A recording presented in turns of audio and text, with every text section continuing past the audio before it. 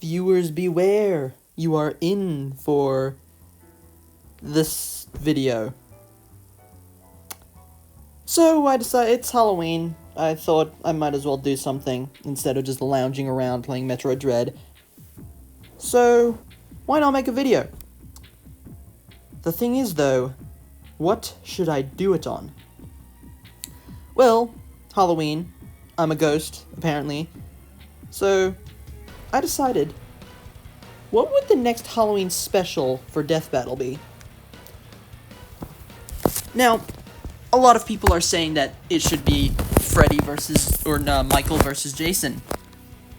True. But think about what we've gotten already. We've gotten an episode with werewolves, an episode with vampires, and that's it. Now, we should get an episode with ghosts. Probably isn't gonna happen, but I thought I might do it anyway. Gengar versus the Scare. So, in all honesty, this match is just one I literally thought of in 10 seconds, but the more I thought about it in that 10 seconds, the more I realized this would actually be a pretty good match. So, for starters, the similarities between them, they are both ghosts, they are both purple, and they are both affiliated with darkness. Especially Zscare, considering, well, Zscare literally goes more powerful in the dark. And Gengar literally, I think, if I remember correctly, in one of its Pokédex entries, it likes to, like, mess around with people as a shadow. Or he did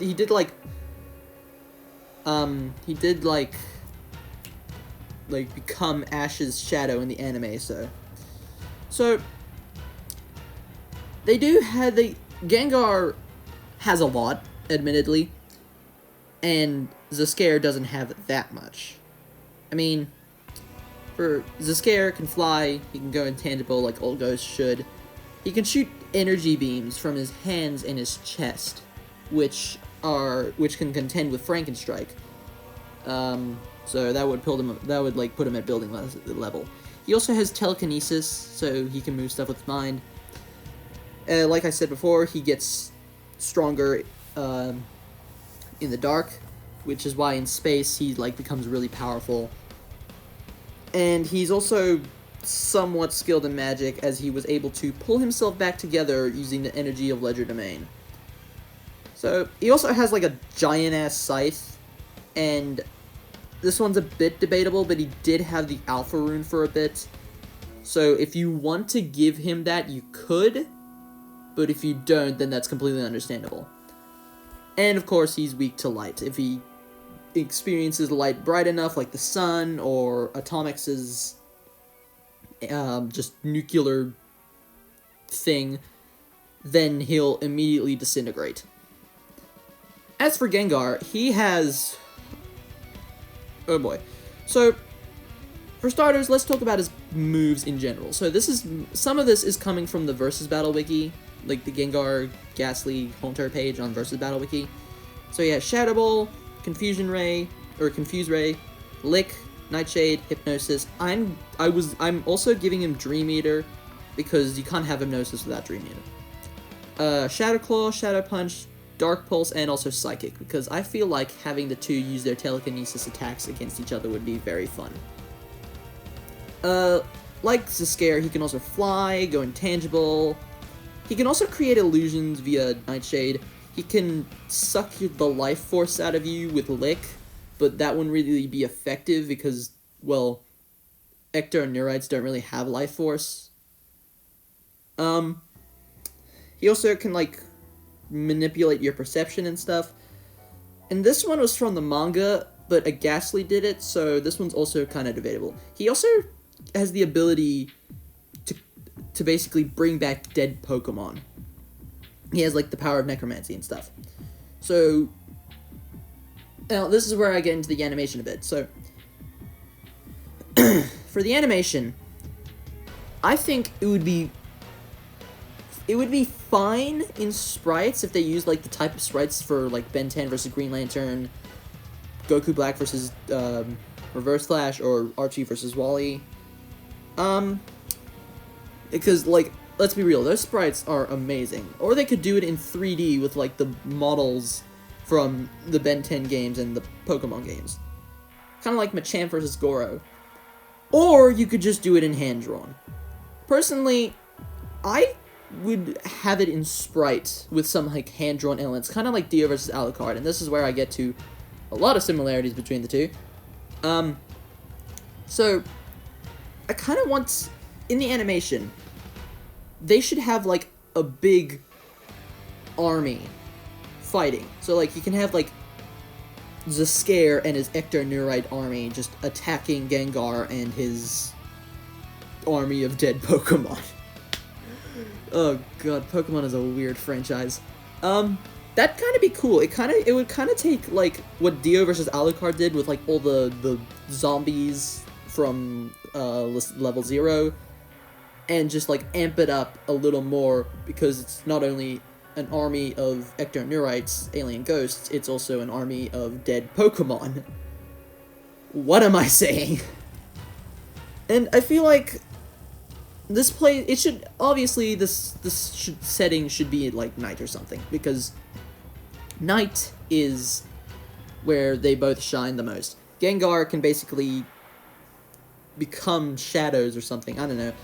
But he can, like, kind of mix with shadows, or, like, enter your shadow or stuff like that.